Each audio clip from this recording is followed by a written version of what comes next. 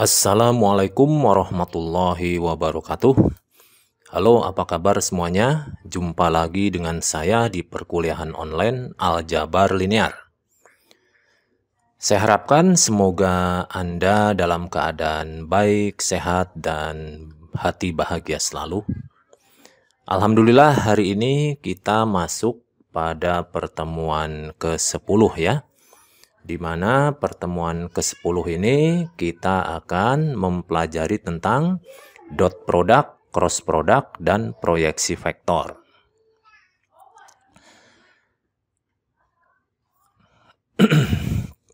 Baik, ini ada beberapa sub pokok bahasan di sini, yaitu hasil kali titik, ya dot product, kemudian proyeksi vektor, dan hasil kali silang atau cross product.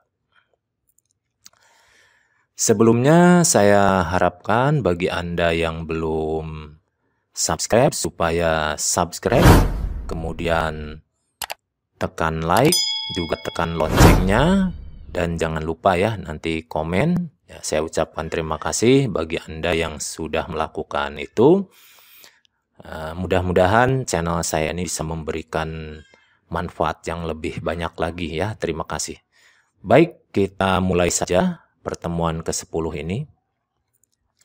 Sebelum masuk pada perkalian titik, pada vektor kita akan mengingat kembali tentang nilai atau panjang dari suatu vektor pada ruang dimensi 2 dan ruang dimensi 3. Nah, di bawah ini contoh ya, pada ruang dimensi 2 ini ada vektor V, komponennya V1 dan V2, maka panjang vektornya adalah, nah ini panjang vektor ini dinotasikan dengan vektor itu sendiri diapit oleh tanda mutlak double. Itu rumusnya adalah V1 kuadrat plus V2 kuadrat. Kemudian vektor pada ruang 3, ini komponennya V1, V2, V3, dan panjang vektornya adalah V1 kuadrat plus V2 kuadrat plus V3 kuadrat. Nah, kemudian kita mulai dengan definisi 1. Nah, jika V sama dengan V1, V2, V3 sampai Vn, nah ini adalah suatu vektor pada ruang N ya. Maka panjang vektor V dapat dirumuskan dengan, nah ini akar dari V1 kuadrat plus V2 kuadrat plus, nah ini sampai Vn kuadrat. Ini ditulis titik-titik untuk menyingkat ya, di mana jikalau N-nya itu banyak ya, kita tidak mungkin menuliskan secara panjang tuh ya. Kemudian beberapa sifat umum vektor pada ruang dimensi N. Yang pertama adalah panjang vektor itu adalah non-negatif. Jadi yang namanya panjang itu tidak mungkin negatif. Kalau 0 masih mungkin ya. Kemudian vektor 0 yaitu vektor yang mempunyai panjangnya 0. Nah ini jelas ya, kalau vektor 0 itu vektor yang komponennya seluruhnya 0. Kalau dihitung dengan rumus yang pada slide sebelumnya tadi ya tentu saja hasilnya akar 0. Akar 0 itu 0. Kemudian mengalihkan vektor dengan skalar sama seperti mengalihkan vektor dengan nilai mutlak skalar tersebut. Ya. Nah, ini pada teorema 1 ini adalah penjelasannya ya dari hal ini yang di atas nih. Jika V sama dengan V1, V2, V3 sampai Vn adalah suatu vektor pada ruang N dan K adalah skalar, maka nah ini yang pertama, panjang vektor V itu non-negatif. Non-negatif itu tandanya lebih besar atau sama dengan 0. Yang kedua, kalau panjangnya V itu sama dengan 0 itu terjadi jika dan hanya jika V-nya 0. Jadi kalau suatu panjang suatu vektor itu 0 itu hanya terjadi kalau pada vektor 0 gitu ya. Nah, kemudian yang ketiga, ada suatu vektor dikalikan skalar kemudian mau dilihat panjangnya itu sama aja dengan panjang vektor itu sendiri dikalikan dengan nilai mutlak dari skalarnya. Nah, seperti itu ya. Nah, ini harap dicamkan baik-baik teorem ini karena penting dalam bagian-bagian berikutnya. Kemudian kita akan mempelajari tentang apa itu vektor satuan. Ini vektor yang memiliki panjang 1 ya tentunya. Nah, ini juga dinamakan vektor unit. ya. Selain vektor satuan juga di buku lain disebut vektor unit. Nah, adapun vektor satuan ini ada pada setiap vektor tak nol. Nah, misalnya terdapat vektor tak nol namanya V ya, dapat diperoleh vektor satuannya yaitu kita namakan U vektor satuannya. Caranya bagaimana? Dengan mengalikannya dengan kebalikan panjang dari V. Nah, vektor U ini arahnya sama dengan vektor V ya. Nah, jadi vektor satuan ini pasti sama dengan arahnya dengan vektor induknya. Nah, di sini dirumuskan ya, vektor U sebagai vektor satuan dari V itu adalah 1 per panjangnya V dikali vektor V. Nah, ini kebalikan dari panjangnya nih. Nah, karena vektor U itu searah dengan V, maka dapat dikatakan U sama dengan K kali V. Dengan K adalah skalar yang merupakan kebalikan panjang dari V, ya, yaitu K sama dengan 1 per nilai dari V. Nah, panjang vektor U ini adalah 1. Nah, ini dapat dilihat ya penjelasannya di bawah ini. Nah, ini U sama dengan KV kan, tadi di sini kan. Kita mutlakkan ruas kiri, berikut juga ruas kanan kita mutlakkan, sehingga menjadi seperti ini ya. Nah, kemudian sesuai teorema sebelumnya, ini ya, ini dipecah jadi nilai mutlak K dikali dengan panjangnya vektor V. Lalu K itu dilepas dari mutlaknya, kemudian dikali dengan vektor V. Nah, ini si K ini diganti dengan kebalikan panjangnya dari V. Nah, di sini ada panjangnya vektor V juga. Kalau dikali ini kan ini nilai angka ya, ini juga angka. Jadi angka yang sama saling membagi, jadi hasilnya adalah 1. Nah, ini adalah bukti bahwa panjang vektor U itu adalah 1.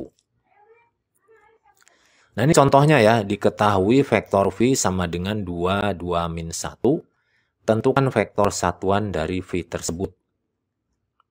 Nah, vektor V itu mempunyai panjang. Nah, kita hitung panjangnya ya, sesuai rumus di awal tadi. Jadi komponennya dikuadratkan dan dijumlahkan, kemudian diakarkan. Ini hasilnya adalah 3. Kemudian vektor U-nya itu adalah sesuai rumus di atas tadi ya. Nah, ini 1 per 3 dikali 2, 2 min 1. Nah, jadi boleh ditulis seperti ini. Nah, ini adalah vektor satuan dalam bentuk komponen. Kalau kita misalkan hitung lagi ke dalam rumus ini seperti ini ya, pasti hasilnya 1. Baik, kita lanjutkan ke bagian berikutnya. Nah, sekarang adalah bagian berikutnya yaitu hasil kali titik atau dot product. Nah, berarti ini kita ini ada definisi 2 ya. Jika U dan V adalah vektor tak nol pada ruang 2 atau ruang 3, dan jika theta adalah sudut antara vektor U dan V, maka hasil kali titik, nah ini disebut juga hasil kali dalam ya, Euclid. Antara U dengan V didefinisikan dengan U dot V sama dengan nilai U dikali nilai V dikali cos theta. Nah, ini kalau jika U-nya 0 atau V-nya 0, maka kita definisikan U dot V-nya adalah 0. Nah, ini salah satu dari U atau V ada yang 0, maka hasilnya nanti U dot V-nya adalah 0. Nah, adapun sudut theta itu harus terletak antara 0 sampai 180. Jadi hanya memungkinkan terjadi pada 0 sampai 180. Kalau misalkan lebih dari 180 nanti dikonversi lagi ke sudut yang terletak antara 0 sampai 180. Oke, kita lanjutkan lagi. Nah, ini kalau dalam radian, ini theta itu terletak dari 0 sampai pi radian. Pi itu nama lain dari 180 derajat. Nah, di bawah ini ada beberapa kondisi dari hasil kali titik. Yang pertama ini ya, di gambar yang paling kiri itu ada yang sudut tumpu ya tetanya. Kemudian kalau yang ini itu ini sudut lancip. Yang pertama ini, yang kedua ini adalah sudut tumpu. Yang ini adalah sudut lurus 180, ini maksima ya. Nah, kalau yang ini, kalau dihitung dari arah jarum jam ini lebih dari 180, tapi tetap yang dihitung adalah yang minornya. Ya, jadi ini kondisi ini sudutnya harus antara 0 sampai 180 itu harus dipenuhi. Nah, kemudian kita akan menentukan sudut antara dua vektor. Kalau tadi kita dibikin rumus seperti ini ya. Nah, kemudian ini kita akan puter ya, akan konversi. Kalau misalkan mencari kosinusnya, ya berarti dibalik aja. U dot V dibagi nilai U dikali nilai V. Nah, ini ada ilustrasi yang pertama. Di sini sudut tetanya ya. Ini sudut tetanya sudut lancip. Ini terjadi kalau U dot V-nya positif. Ya. Nah, ini tetanya adalah berupa sudut lancip. Kemudian yang kondisi kedua, ini tetanya tumpul ya. Nah, ini terjadi kalau U dot V-nya negatif. Kemudian kondisi yang lain, nah ini terlihat sudutnya tegak lurus. Tegak lurus itu adalah 90 derajat. Nah, ini kalau kita tahu ya, cos 90 derajat itu 0, maka dari itu ini berpengaruh. Kalau di sini cosnya 0, maka ini hasil ini apapun hasilnya, apapun nilainya U dan V, kalau di sininya 0 ya 0. Berarti nanti U dot V-nya adalah 0. Nah, ini kalau ditulis dalam radian, theta itu adalah pi per 2. Nah, kondisi ini terjadi kalau U tegak lurus dengan V. Oke, paham ya? Nah, kemudian ini masih kaitannya dalam hasil kali titik. Kita akan belajar hasil kali titik kalau dipandang dari komponennya. Nah, ini biasanya lebih mudah karena tidak melibatkan perhitungan sudut. Nah, kalau misalkan sudutnya bukan sudut istimewa, ya terpaksa kita menghitungnya pakai kalkulator ya. Nilai dari U dot V. Tetapi kalau di sini, kalau dalam bentuk komponen tidak perlu melibatkan nilai dari kosinusnya. Nah, coba lihat di sini ya, ada skema. Ini ada vektor posisi ya, U itu dari O sampai P. Kemudian vektor posisi V dari O sampai Q. Nah, ini P ini titik koordinat ya dengan komponennya U1, U2, U3. Dengan demikian juga Q itu V1, V2, V3 komponennya. Nah, di sini U dan V itu ya kedua vektor yang tidak nol. Dan theta adalah sudut antara U dan V. Nah, melalui aturan kosinus ya didapatkan. Nah, jadi panjang dari PQ, nah ini PQ itu kan vektor ya. Ya, berpangkal di P berujung di Q. Nilai P dikuadratkan itu sama dengan nilai U dikuadratkan ditambah nilai V dikuadratkan dikurangi 2 kali nilai U kali nilai V kali cos theta. Nah, karena PQ itu adalah vektor V dikurangi vektor U, ya, jadi kita tulis dulu ya di sini ya. Jadi di sini min 2U V cos theta kita pindah ruas ya, jadi positif. Nah, begitu juga ini PQ pindah ruas ke sini jadi negatif. Nah, nanti bentuknya seperti ini sudah dibagi 2 kedua ruas. Ini dibagi 2 jadi 2-nya habis. Ini dibagi 2 jadi sama aja dengan dikali setengah depannya. Nah, sekaligus ini PQ-nya diganti dengan V min U. Kemudian diuraikan ya, kita tahu di sini nilai dari vektor U itu adalah komponen-komponennya dikuadratkan. Ini tidak ada akarnya, kenapa? Karena ini dalam kuadrat. Nah, demikian pula vektor V ya, nilainya seperti ini. Kemudian vektor V min U juga sama, komponen-komponennya dikuadratkan. Nah, 3 persamaan ini nanti disubstitusi ke sini. Nah, sehingga nanti kalau disubstitusi, ini akan menjadi U1V1 plus U2V2 plus U3V3. Dan di sini, di ruas kirinya ini diganti dengan U dot V. Karena sesuai rumus di awal ya. U dot V itu ya nilai U dikali nilai V dikali cos theta. Sehingga, nah ini rumus U dot V kalau dilihat dari bentuk komponen, ya, itu adalah perkalian dari komponen-komponen yang sesuai. U1 kali V1 ditambah U2 kali V2 ditambah U3 kali V3. Nah, seperti itu ya. Nah, harap dihafalkan ini rumusnya. Baik, kita lanjutkan ke bagian berikutnya.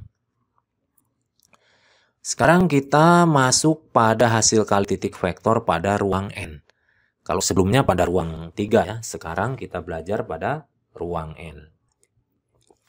Jika U sama dengan U1, U2, U3 sampai UN dan V adalah V1, V2, V3 sampai Vn, itu adalah suatu vektor pada ruang N dan hasil perkalian titik U dan V dinyatakan dengan U dot V. Yaitu, nah ini rumusnya ya. Jadi ini perkalian komponen yang bersesuaian pada tempatnya. Jadi U1 ya harus dengan V1, U2 dengan V2, U3 dengan V3, UN dengan Vn. Begitu ya. Nah, jika U sama dengan V atau dengan kata lain ini ya, vektornya itu sama. Kalau ada vektor sama dikalikan. Nah, vektor sama itu apa? Vektor yang arahnya sama dan panjangnya sama. Dengan demikian sudut yang dibuat oleh kedua vektor yang sama itu sudutnya katakanlah 0, tidak terjadi sudut gitulah, atau sudutnya 0. Nah, berarti kita tuliskan dulu ya, andaikan ini tadinya U dot V, U-nya adalah sama dengan V, jadi di sini U-nya diganti dengan V, itu sama dengan V1 kali V1 plus V2 kali V2 plus V3 kali V3, sampai ini ditambahkan Vn kali Vn gitu ya. Jadi karena sama ini bentuknya jadi berkuadrat gitu. Nah, jadi seperti ini. Nah, V1 kuadrat, V2 kuadrat, V3 kuadrat, sampai Vn kuadrat. Kemudian ini V dot V-nya adalah sama aja dengan, nah ini kita tahu ini adalah rumus dari nilai suatu vektor. Ini nilai dari suatu vektor V ternyata. Nah, karena tidak ada akarnya maka ini bentuknya kuadrat. Nah, dengan demikian kita boleh tuliskan yang rumus ini dengan yaitu nilai dari vektor V itu adalah sama dengan akar dari V dot V. Nah, gitu ya. Oke. Baik, kita lanjutkan. Nah, ini teorema kedua ya untuk bab ini. Jika U, V, dan W adalah vektor pada ruang N dan jika K adalah skalar, maka U dot V sama dengan V dot U. Ini berlaku sifat simetris. Kemudian U dot dalam kurung V dot W itu sama dengan U dot V plus U dot W. Ini berlaku sifat distributif. Kemudian yang ketiga dan keempat, ini ada suatu perkalian titik, kemudian dikalikan skalar, maka ini boleh berpindah. Boleh salah satu vektor dikalikan skalar dulu, baru dikali titik dengan V. Ini namanya adalah sifat homogenitas. Kemudian yang keempat, V dot V itu lebih besar sama atau sama dengan 0, dan V dot V itu sama dengan 0. Ini terjadi ya jika kalau V-nya itu vektor 0. Nah, ini disebut sifat positivitas ya. Nah, ini tuh maksudnya non negatif ya gitu ya. Jadi mungkin di sini dinamakan sifat positivitas. Oke, kita lanjutkan. Nah, perkalian titik itu mempunyai sifat aljabar yang sama seperti pada bilangan real. Nah, seperti pada teorema di bawah ini. Nah, karena perkalian titik itu menghasilkan bilangan, ya maka ya tidak jauh beda sifatnya seperti pada operasi aljabar. Nah, ini dijelaskan pada teorema ketiga ya. Jika U, V, dan W adalah vektor pada ruang N dan jika K adalah skalar, maka 0 dot V sama dengan V dot 0 sama dengan 0. Nah, ini seperti bilangan ya, seperti pada bilangan. Bilangan berapapun dikalikan 0, nah, itu berlaku sifat komutatif dan hasilnya juga adalah 0. Kemudian U dot V ditambahkan, hasilnya kemudian dikalikan titik dengan vektor W. Nah, ini sama dengan U dot V plus V dot W. Kemudian ini juga ada distributif ya, tetapi di sini bentuknya adalah pengurangan. Jadi di sini kalau seperti ini nanti bisa juga ditulis U dot V min U dot W. Ini juga sama sifat distributif pada pengurangannya seperti yang di atasnya, cuman ini ditaruh di depan. Kemudian ini sifat yang diberlakukan perkalian dengan skalar, jadi boleh skalarnya masuk dikalikan dulu dengan salah satu vektor. Jadi tidak akan mengubah pada hasil dan nilainya. Nah, kita coba contohnya ya. Ini ada perkalian titik dari dua bentuk kombinasi linear dari vektor U dan V. Ini juga kombinasi linear dari U dan V. Nah, kita kali-kalikan ini ya, seperti pada aljabar biasa gitu ya. Nah, ini berlaku sifat distributif dulu, U dikali dengan ini 2 suku 3U plus 4V. Kemudian dikurangi, nah 2V dikali 3U plus 4V. Nah, ini kalau anak-anak SMA bilangnya perkalian pelangi gitu ya. Ini U dot 3U. Nah, ditulis seperti ini. Kemudian U dikalikan titik dengan 4V. Nah, hasilnya seperti ini. Kemudian min 2V kalikan titik dengan 3U, hasilnya 6V dot U. Kemudian min 2V dot kan dengan 4V, hasilnya min 8V dot V. Kemudian di sini sesuai sifat sebelumnya, kalau vektornya sama aja dengan nilai vektor tersebut dikuadratkan. Nah, ini U dot V berkumpul dengan V dot U karena berlaku komutatif ya kalau dalam perkalian titik. Sehingga hasilnya disederhanakan jadi min 2 U dot V. Nah, kemudian V dot V ditulis dengan nilai V dikuadratkan. Oke, baik itu ya. Kita lanjutkan. Ini ada contoh lagi. Diketahui vektor U itu komponennya min X, 4, dan 12.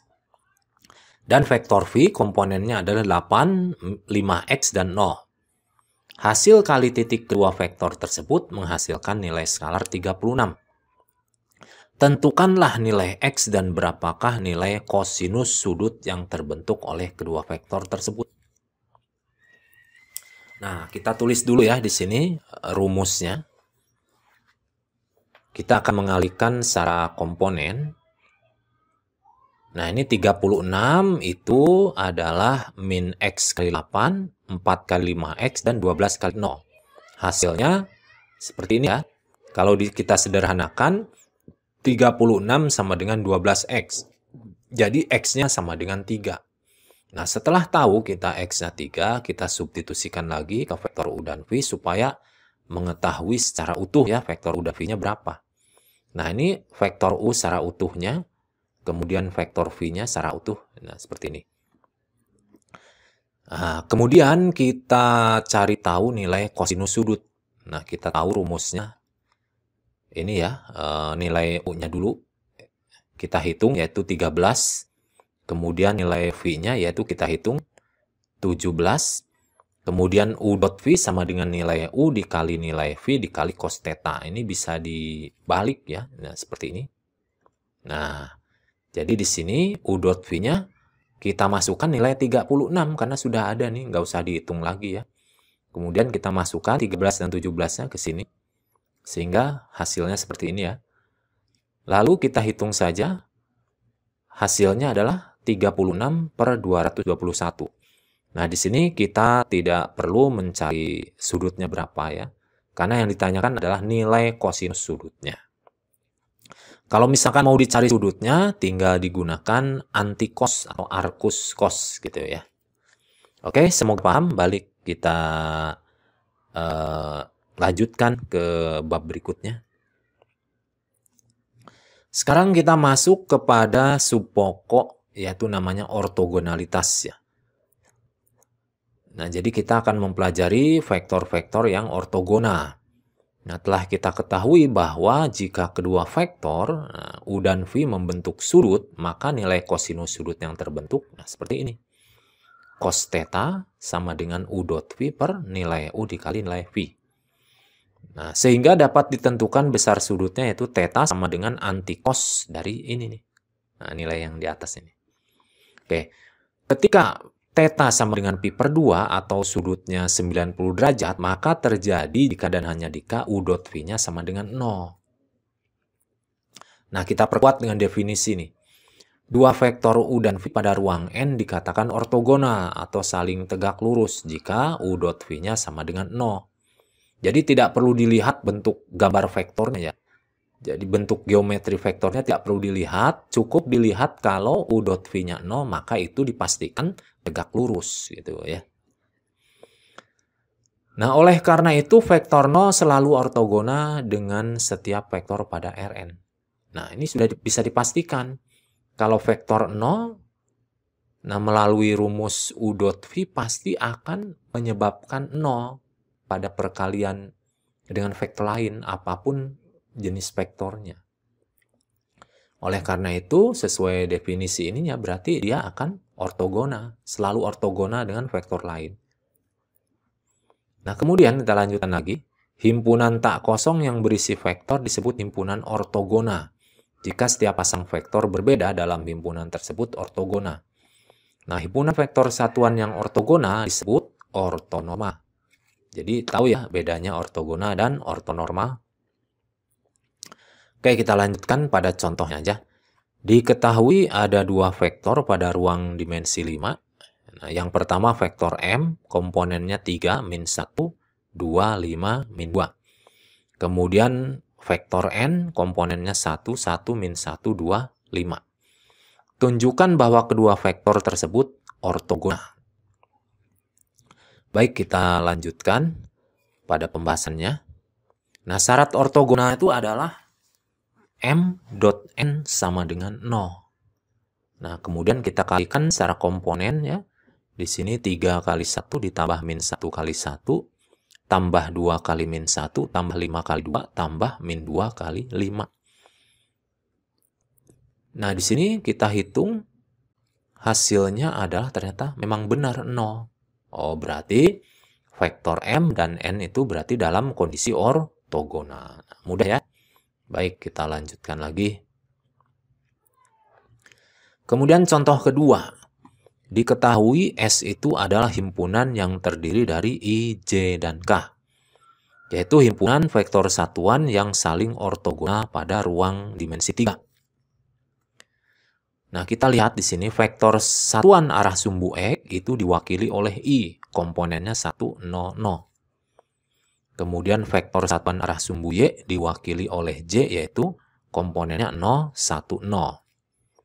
Kemudian vektor satuan arah sumbu Z yaitu K diwakili ya komponennya yaitu 0, 0, 1. Nah, kita hitung I dot J sesuai rumus ya. Kalau kita kali-kalikan komponen yang bersesuaian hasilnya 0.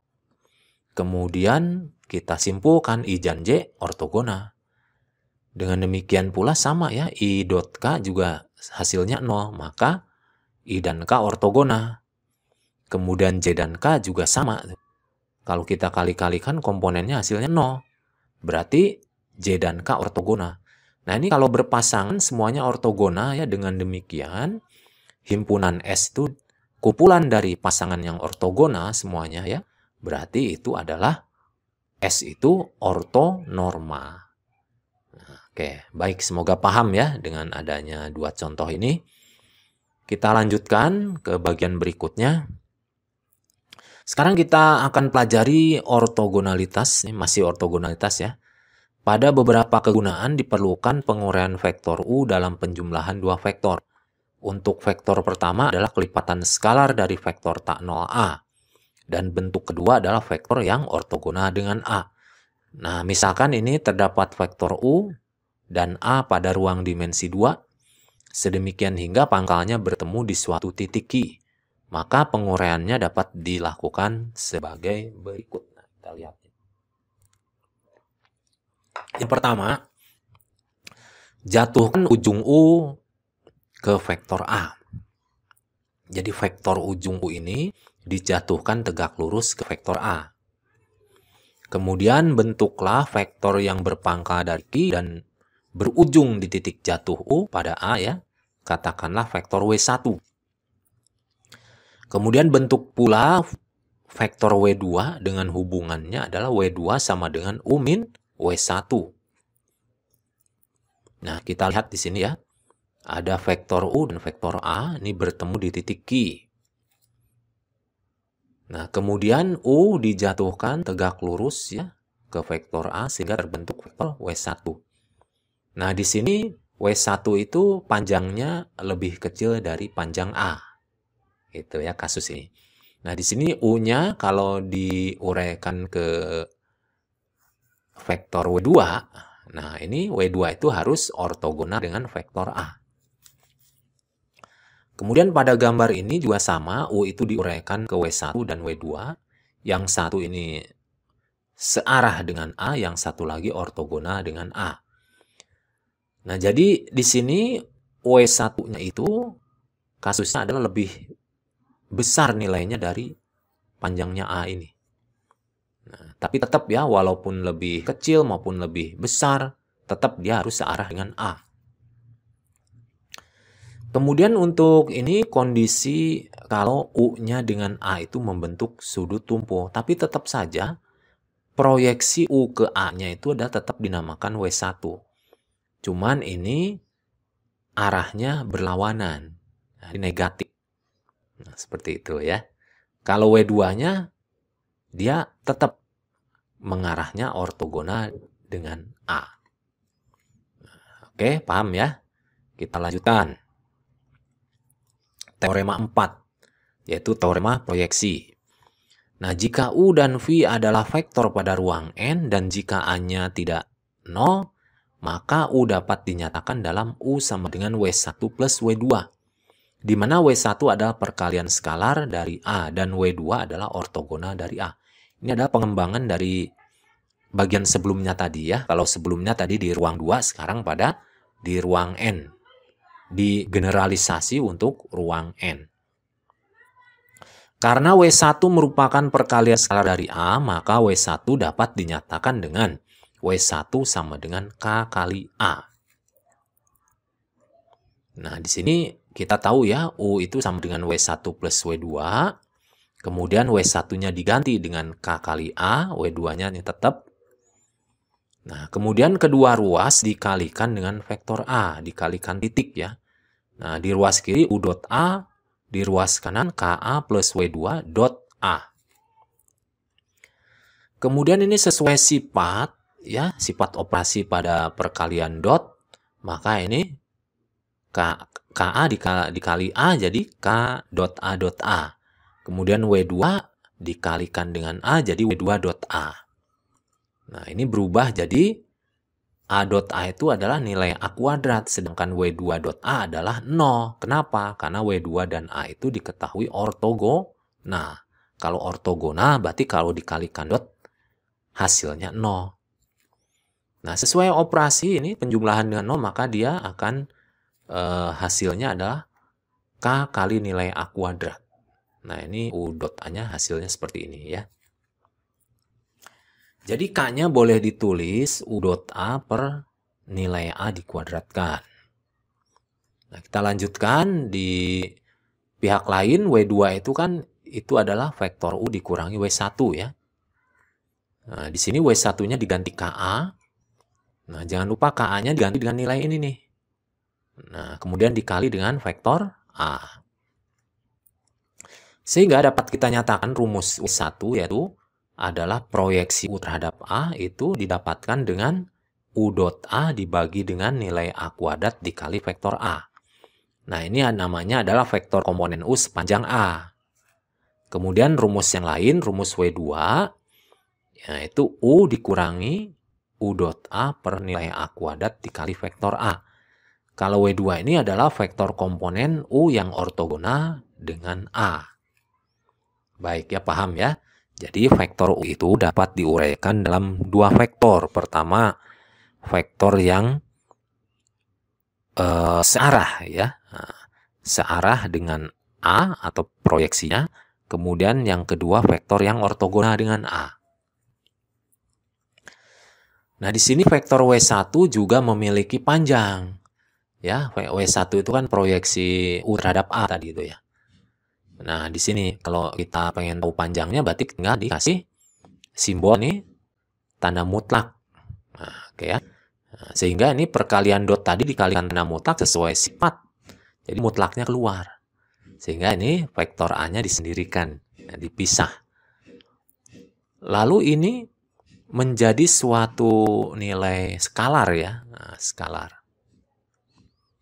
Nah, bisa dibilang ini karena ini skalar, ada kuadrat di bawah sehingga bisa dicoret. Sehingga yang tersisa adalah nilai A tanpa kuadrat. Jadi panjang proyeksi vektor U terhadap A itu dapat dihitung dengan harga mutlak dari U dot A dibagi dengan nilai A. Nah, seperti itu ya. Nah, ini saya kotakin saja biar Anda hafal. Kemudian vektor U dan A itu kan membentuk sudut theta. Sehingga dapat dituliskan U dot A sama dengan nilai U dikali nilai A dikali cos theta. Gitu kan.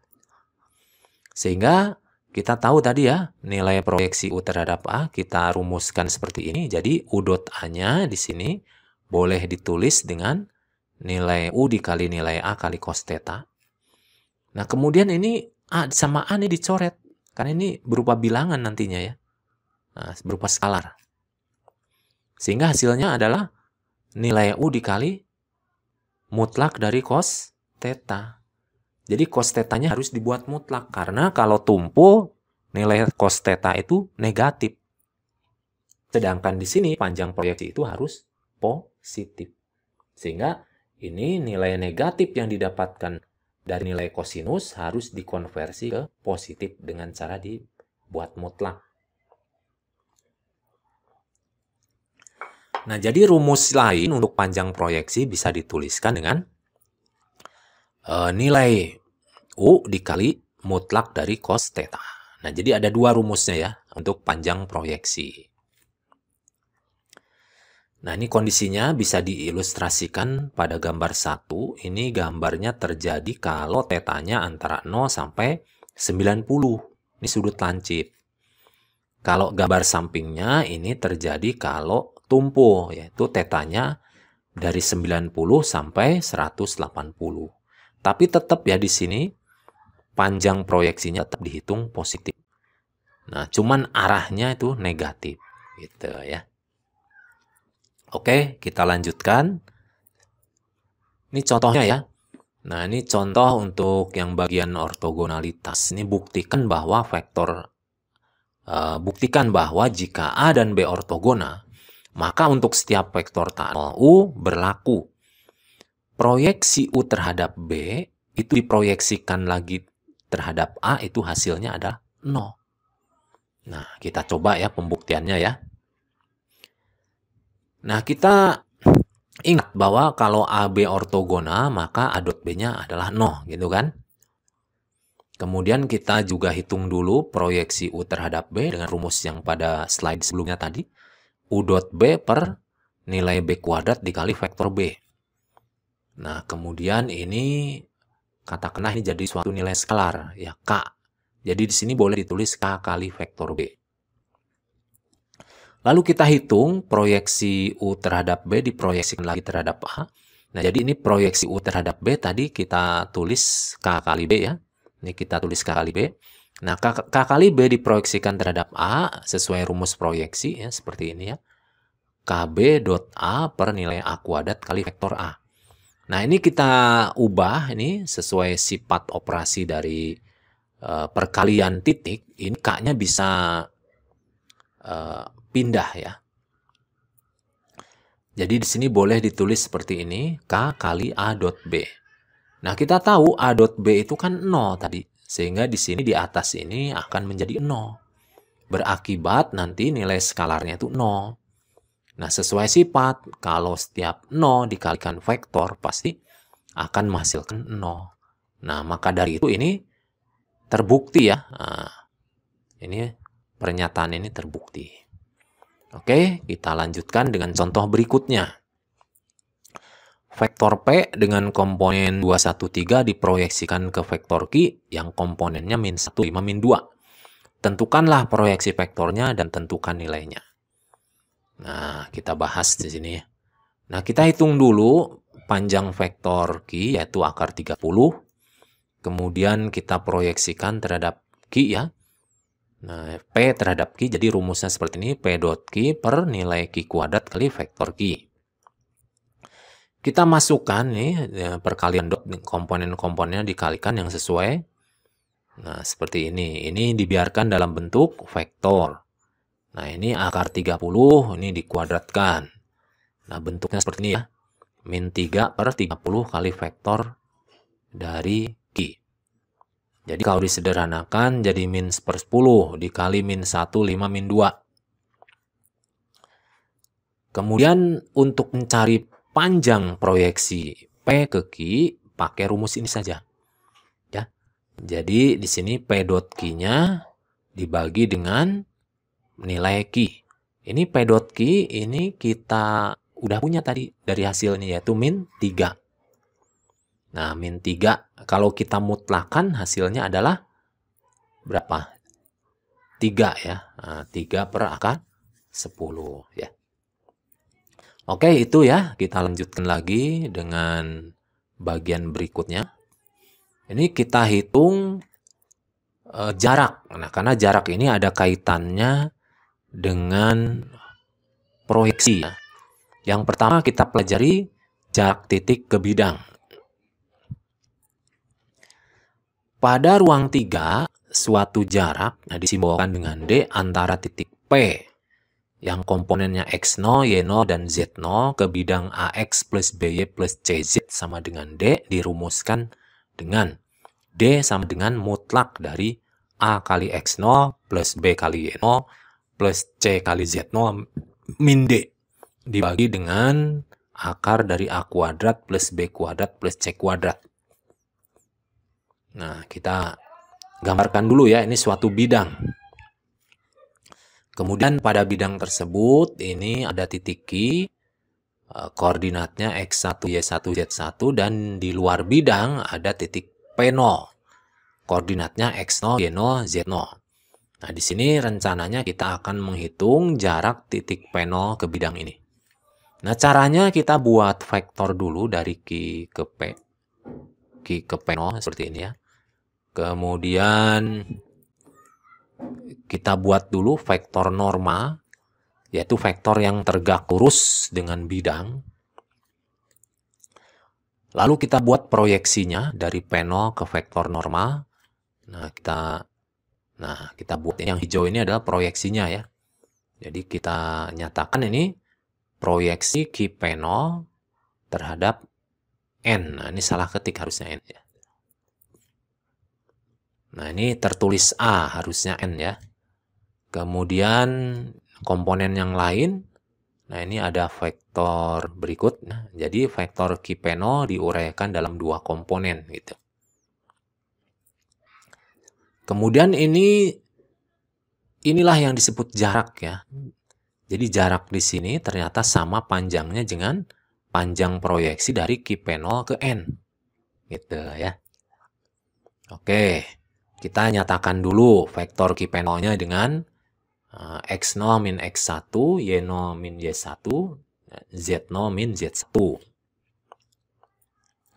Nah, karena titik Q itu berada pada bidang, maka titik ini disubstitusikan ke bidang, hasilnya sama dengan D ya, sesuai persamaan bidangnya ini. Lalu kita hitung proyeksinya sekarang.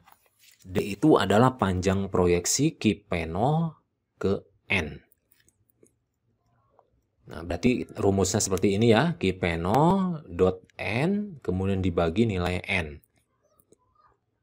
Nah, di sini kita masukkan, ya, kita kalikan vektor Q0 dan kita kalikan dengan vektor N. N itu didapat dari koefisien dari bidangnya, ya, vektor normal ini. Lalu kita kalikan secara dot, hasilnya seperti ini, ya, A dikali dalam kurung X0 min XI, B dikali dalam kurung Y0 min YI, plus C dikali dalam kurung Z0 min ZI. Kemudian dibagi dengan akar dari A kuadrat plus B kuadrat plus C kuadrat. Nah, lalu kita sederhanakan ya di sini. Nah, kita kali-kalikan dulu, ini kita keluarkan dari kurungnya, kemudian kita pisahkan. Nah, seperti ini. Yang bagian negatif berkumpul. Nah, kita tahu ya nilai yang di dalam kurung ini ternyata sama dengan D. Gitu. Sehingga kita ganti ini dengan D ya. Nah, seperti ini. Jadi inilah rumus jarak ya. Jadi inilah rumus jarak ya dari P0 ke bidang ya gitu ya. Baik, nah kita coba ya lanjutkan ke bagian berikutnya. Nah, sekarang kita akan belajar jarak bidang ke bidang. Kalau tadi titik ke bidang, sekarang bidang ke bidang. Nah, jarak kedua bidang dalam hal ini adalah bidang yang sejajar. Jadi untuk bidang yang tidak sejajar, berpotongan atau bersilangan, maka jaraknya dinyatakan 0. Nah, jarak antara dua bidang sejajar ini merupakan jarak terpendek antara dua permukaan bidang. Untuk menentukan jarak tersebut, kita dapat menghitung panjang vektor tegak lurus antara kedua bidang tersebut. Nah, kita gambarkan ya ilustrasi di bawah ini. Nah, ini ada sebuah bidang, kita namakan bidang 2. Nah, ini ya, AX plus BY plus CZ sama dengan D2.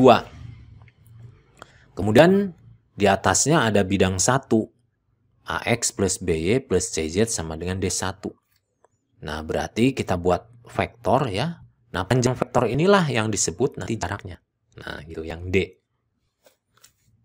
Nah, bagaimana cara menurunkan rumusnya? Nah, kita coba di sini ambil sembarang titik pada bidang 1. Nah, misalkan titik P ya, X1, Y1, Z1. Karena P ini berada pada bidang 1, maka kalau disubstitusi dia sama dengan D1 nilainya. Kemudian kita hitung jarak P ini ke bidang 2. Nah, nanti gunakan rumus titik ke bidang yang sudah saya jelaskan di slide sebelumnya tadi. Nah, kita masukkan ke rumus jarak titik ke bidang. Nah, bentuknya seperti ini ya. Nah, sehingga di sini AX1 plus B1 plus CZ1 itu kita ganti dengan D1. Gitu, kita ganti dengan D1. Sehingga bentuknya seperti ini. Jadi mutlak D1 min D2 per akar dari A kuadrat plus B kuadrat plus C kuadrat. Nah, inilah rumus jarak bidang ke bidang. Nah, ini tampak lebih sederhana ya rumusnya ya. Lebih simpel dari jarak antara titik ke bidang. Nah, ini syaratnya pasti dua bidang tersebut harus sejajar. Nah, ini kelihatan nanti. Ini yang koefisien X sama, koefisien Y sama, koefisien Z sama. Yang beda hanya konstantanya saja. Gitu ya. Baik, kita lanjutkan ke bagian berikutnya. Nah, ini kita kasih contoh dulu. Tentukan jarak titik P. Nah, komponennya 1, 2, min 3 ke bidang X min 2Y plus 2Z sama dengan 9. Nah, kita bahas di sini ya. Nah, kita tuliskan rumusnya dulu. Kita tuliskan rumusnya. Nah, ini X0, Y0, Z0 ini nanti diganti dengan 1, 2, dan min 3. Sedangkan ABC-nya diganti dengan ini, koefisien dari bidang. D-nya diganti dengan 9. Nah, bentuknya seperti ini. Nah, nanti kita hitung, hasilnya adalah seperti ini ya.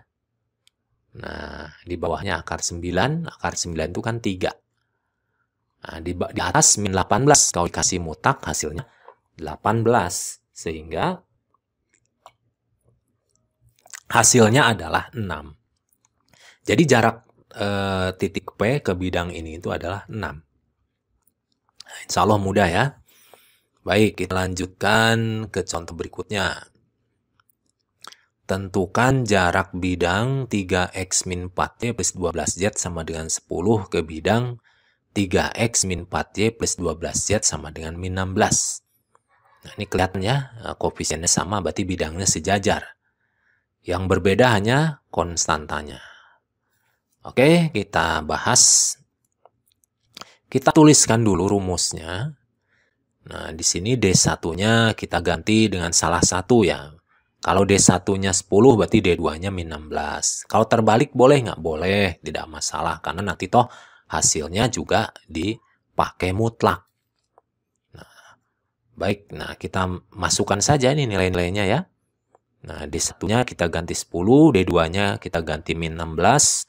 Nah, ABC-nya nah, di sini 3, min 4, dan 12. Kita hitung, jadilah seperti ini. Yang atas mutlak 26, yang bawahnya nah, jumlahan dari akar 9, 16, dan 144. Hasilnya 26 per akar 169. Nah, kita tahu Akar 1 sama 9 itu adalah 13. Jadi bisa dihitung jaraknya adalah 2. Jadi jarak antara dua bidang ini yaitu 2. Oke, gitu ya. Yang penting kalian tahu rumusnya, tinggal substitusikan saja ya nilai-nilai yang bersesuaian. Oke, kita lanjutkan ke bagian berikutnya. Baik, sekarang kita masuk kepada hasil kali silang atau cross product.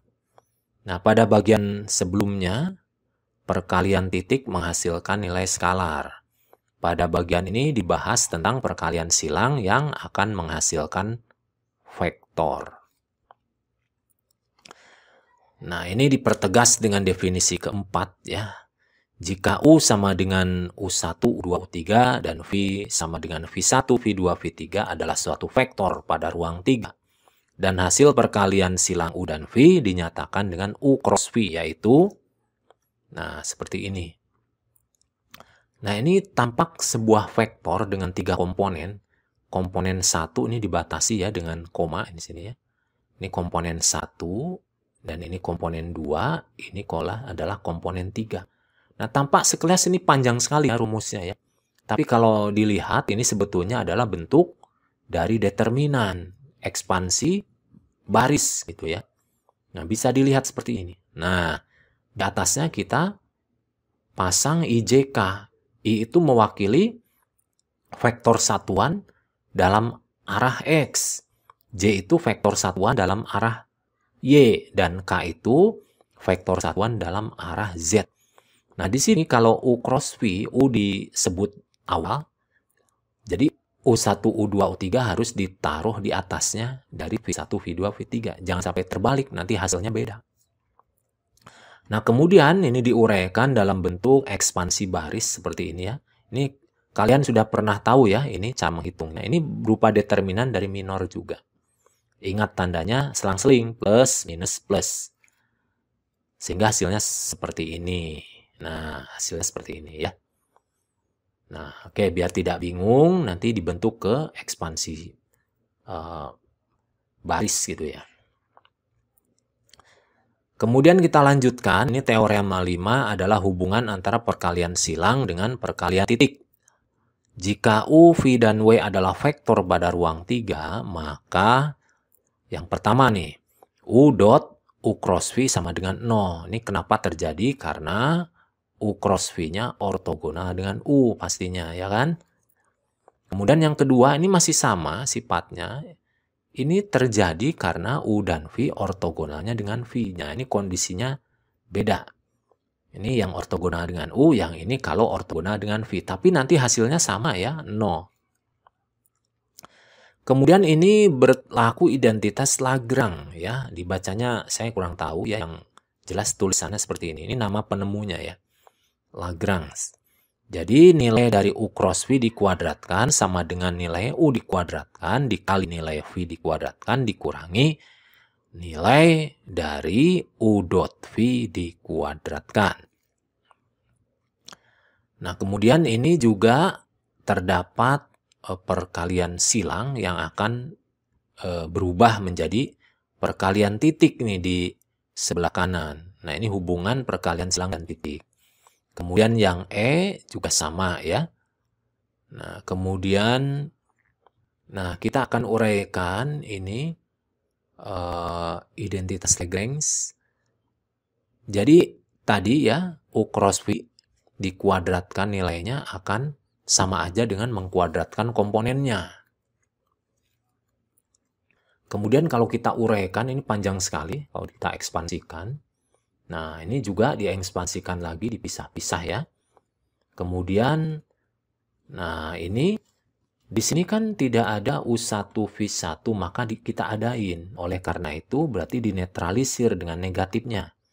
Kemudian yang sebelah ini juga suku yang ini U2 V2 kuadrat juga dinetralisir. Ini sebetulnya tidak ada ya. Yang 3 ini, 3 suku ini tidak ada. Maka itu dibalas dengan minnya di sini. Nah, sengaja kita adakan supaya bisa terbukti rumusnya. Nah, sehingga bentuk ini yang panjang ini disederhanakan menjadi seperti ini. Ini adalah perkalian dari beberapa faktor ini. Nah, kita tahu bahwa U1 kuadrat plus U2 kuadrat plus U3 kuadrat adalah nilai kuadrat dari vektor U. Gitu ya. Demikian pula ini nilai kuadrat dari vektor V. Dan ini adalah U dot V. Gitu. Nah, jadi inilah identitas Lagrange. Maka terbukti kan? Nah, oke. Baik. Nah, untuk sifat-sifat yang lain nanti kalian bisa buktikan sendiri ya. Kalau mau nyoba boleh silakan. Oke, kita lanjutkan teorema 6 yaitu sifat perkalian silang. Jika U, V, dan W adalah vektor pada ruang 3 dan K adalah suatu skalar, maka berlaku U cross V sama dengan negatif V cross U. Jadi ini tidak berlaku sifat simetris atau komutatif. Nggak berlaku ya.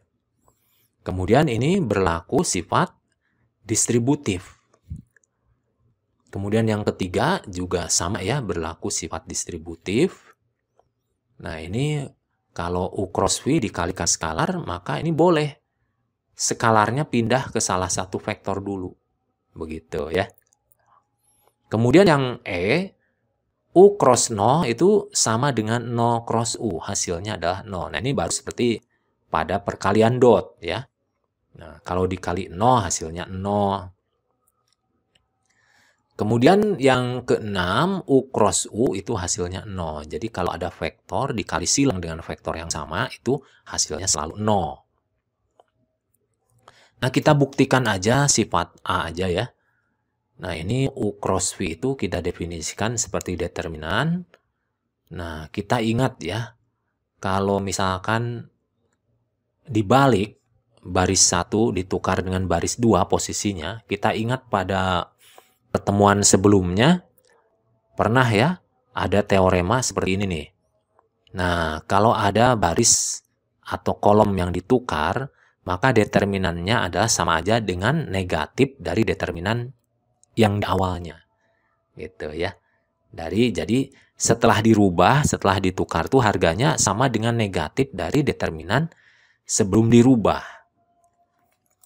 Jadi ini berefek pada hasil nanti jadi negatif nih. Nah, seperti ini. Kalau ditukar V-nya di atas, U-nya di bawah, ini tetap nilainya sama dengan semula asalkan dikasih negatif gitu ya. Nah, kemudian ini karena V-nya di atas, U-nya di bawah, terbalik jadi V cross U. Nah, sehingga U cross V sama dengan negatif V cross U. Jadi ini sifat 1 terbukti. Gitu ya. Baik. Kita lanjutkan. Sekarang kita pandang vektor satuan standar pada ruang 3 yaitu IJK. Nah, kita sudah tahu ya, I itu komponennya 100, J itu komponennya 010 dan K itu 001. Nah, kita lihat di sini ya. Ini adalah bentuk geometrinya ya. Nah, secara visual bisa dilihat seperti ini IJK. Nah, di sini kita coba I cross I, yaitu kita susun seperti ini. Ini vektornya sama. Kita ekspansikan secara baris. Hasilnya adalah seperti ini. 0 semua pada setiap komponen. Nah, ini sama aja dengan vektor 0. Jadi, I cross I itu hasilnya adalah 0. Nah, kemudian kita lihat lagi. Kita lihat lagi ya, I cross J. Kita lakukan hal yang sama untuk I cross J. Kita lihat di sini hasilnya. Nah, seperti ini ya. Kita hitung di sini 0, min 0, 1K. Jadi ini adalah komponennya 0, 0, 1. Nah, ini hasilnya sama aja dengan vektor K. Ya kan? Nah, mirip seperti vektor K. Nah, berarti I cross J itu adalah sama dengan K. Nah, coba lagi, satu lagi nih. Sekarang J cross I. Nah, berarti J-nya di atas, I-nya yang di bawah. Kita lakukan ekspansi baris seperti ini. Ya. Nah, ekspansi baris seperti ini. Kemudian, nah ini ya. Hasilnya adalah 0, 0, min 1K. Nah, kemudian Di sini komponennya 0, 0, min 1. Nah, ini boleh dibentuk seperti ini nih. Nah, minnya dikeluarkan. Sehingga di sini adalah berupa vektor K. Jadi hasilnya adalah negatif K. Sehingga dapat disimpulkan J cross I sama dengan negatif K. Begitu ya. Nah, ini. Untuk hasil-hasil yang lain, kita bisa lihat pada slide berikutnya ya. Nah, seperti ini ya. Bisa Anda lihat hasil-hasil yang lain untuk perkalian cross IJK. Nah, ini ya, seperti ini ilustrasi dari ketiga sumbunya ini saling tegak lurus ya, IJK itu saling ortogona. Nah, untuk biar lebih mudah, ini sebetulnya kita gunakan diagram jarum jam. Jadi nanti vektor IJK dikalikan itu nanti dikasih simbol seperti ini nih. Nah, IJK itu ya. Ini arahnya kalau searah jarum jam itu sesuai panah ini berarti positif. Kalau berlawanan berarti melawan panah ini hasilnya negatif. Contoh nih. I cross I berarti dia tetap ya di sini ya. Berarti tidak muter sama sekali berarti 0. Kemudian I cross J. I cross J berarti dari I mengarah ke J. Kemudian berlanjut berarti hasilnya K gitu ya. Nah, I cross J itu kan searah dengan panah, berarti K-nya itu positif. Nah, sekarang kebalikannya J cross I. Berarti dari J mengarah ke I. Berarti hasilnya adalah K juga. Tetapi karena dia arahnya melawan arah jarum jam, maka ini dikasih negatif. Seperti itu ya, paham ya?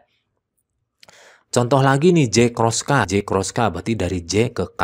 Berarti hasilnya ada lanjutannya yaitu I. Nah, oke. Lebih mudah ya kalau menggunakan diagram jarum jam. Nah, di sini sekarang kalau kondisinya itu tidak selamanya harus ortogonal ya. Nah, terkadang ini nih secara umum digeneralisasi seperti ini. Perkalian antara dua vektor U dan V yang tak 0 dan theta adalah sudut yang dibentuk oleh U dan V, nah, maka perkalian U cross V mengikuti kaidah tangan kanan.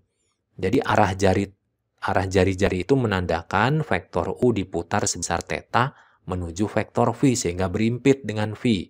Sedangkan arah jempol menunjukkan arah vektor U cross V. Nah, kita lihat nih, ini adalah aturan tangan kanan ya. Kalau ini jari-jari ini arah putarannya yaitu ini dari U ke V. Gitu. Sehingga hasilnya adalah jempol. Vektor yang arahnya jempol, tegak lurus. Yaitu U cross V. Kalau dibalik, V cross U berarti arahnya ke sini. Berarti tangan kanan ini arahnya kebalik. Berarti jempolnya ke bawah berarti. Gitu ya. Jadi negatifnya dari U cross V nantinya. Baik, paham ya? Nah, kaidah tangan kanan juga sering digunakan di fisika ya, sewaktu SMA juga sering ya. Baik, kita tinjau lagi masih berkaitan dengan perkalian silang, kita akan meninjau perkalian cross ya untuk menganalisis interpretasi geometrinya ya. Kita gunakan kembali identitas Lagrange. Nah, seperti ini. Kemudian nah, ini ya, kita tahu adalah U dot V itu adalah nilai U dikali nilai V kali cos theta. Ini nanti diganti dengan ini. Nah, bentuknya seperti ini. Lalu ini dipecah. Nah, U kuadrat V kuadrat dipecah sehingga menjadi seperti ini di luar ya. Nah, nanti dikalikan dengan 1 min cos kuadrat theta. Nah, kita tahu di rumus trigonometri ada aturan seperti ini, aturan identitas. Jadi 1 min cos kuadrat theta bisa ditulis sin kuadrat theta. Nah, seperti ini. Nah, karena sudut itu harus berada pada interval 0 sampai 180, maka nilai sinusnya selalu positif. Ya, atau katakanlah non negatif karena 0 masih mungkin ya. 0 masih mungkin. Nah, jadi ini kalau kita hilangkan kuadratnya, U cross V itu nilainya ada sama dengan nilai U dikali nilai V dikali sin theta. Nah, ini berarti interpretasinya ya mirip seperti jajaran genjang. Ini ya. Ini jajaran genjang dibentuk oleh dua vektor U dan V. Nah, ini vektor U dengan ini adalah nilainya dan vektor V beserta nilainya. Kemudian ini sudut yang mengapitnya. Dan ini adalah jaraknya ya. Proyeksi ya. Proyeksinya ya, panjang proyeksinya ini. Oh maaf, bukan panjang proyeksi ya. Jadi ini ya dari ujung V diproyeksikan ke U ini kalau dilihat pada jajaran genjang ini berupa tinggi jajaran genjang. Jadi ini nilai V dikali sin theta. Dengan demikian panjang U itu menyatakan alas jajaran genjang, sedangkan V kali sin theta menyatakan tinggi jajaran genjang ini ya. Nah, kemudian oleh karena itu kalau kita tahu rumus jajaran genjang itu apa? Alas kali tinggi. Jadi bentuk ini menyatakan alas kali tinggi. Oh, alas kali tinggi itu sama aja dengan hasil dari U cross V ya, nilai U cross V. Nah, ini adalah menyatakan dari luasan jajaran genjang. Baik, paham ya? Kita lanjutkan ke bagian berikutnya. Oh, ini contoh soal. Nah, diketahui V-nya 1 min 23 dan W-nya min 105. Kalau misalkan U itu menyatakan V cross W, tentukan vektor U dan berapa panjangnya. Kita bahas ya. Nah, di sini V cross W kita hitung, ini nama lain dari vektor U ya. Kita hitung menggunakan ekspansi baris. Nah, seperti ini ya. Nah, ini kalau kita I-nya, kalau ditanyakan I-nya berarti ditutup bagian ininya. Sehingga yang tersisa adalah min 2305. Nah, ini sudah Anda pelajari tentunya ya di pertemuan sebelumnya. Lalu hasilnya adalah seperti ini ya. U sama dengan min 10I, min 8J, min 2K. Sehingga panjang vektor U-nya dapat dihitung. Min 10 kuadrat tambah min 2 kuadrat tambah min 8 kuadrat tambah min 2 kuadrat. Hasilnya adalah akar 108. Nah, ini adalah panjang vektor U ya sebagai perkalian dari V cross W. Nah, kita coba contoh berikutnya. Hitunglah luas jajaran genjang yang dibentuk oleh vektor P, yaitu 1 min 12 dan vektor Q 031. Kita bahas. Nah, kita hitung dulu panjang vektor P ya, dengan mengkuadratkan komponennya, kemudian diakarkan, hasilnya akar 6. Kemudian panjang vektor Q juga sama, hasilnya akar 10. Kemudian kita hitung juga cos theta, yaitu sudut yang mengapit vektor P dan Q, nilai cosnya. Hasilnya adalah min 1 per akar 60. Kemudian setelah Anda tahu cos theta-nya melalui rumus identitas akan didapatkan sin theta, yaitu akar 59 per akar 60.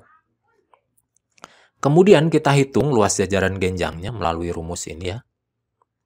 Nah, di sini nilai P-nya akar 6, nilai Q-nya akar 10, sin theta-nya akar 59 per akar 60. Nah, di sini kita tahu akar 6 kali akar 10 itu kan akar 60 juga. Di bawah ini ada akar 60 lagi, jadi dicoret. Sehingga hasilnya adalah akar 59. Nah, ini adalah luas jajaran genjang yang dibentuk oleh vektor P dan Q ini. Oke, baik ya.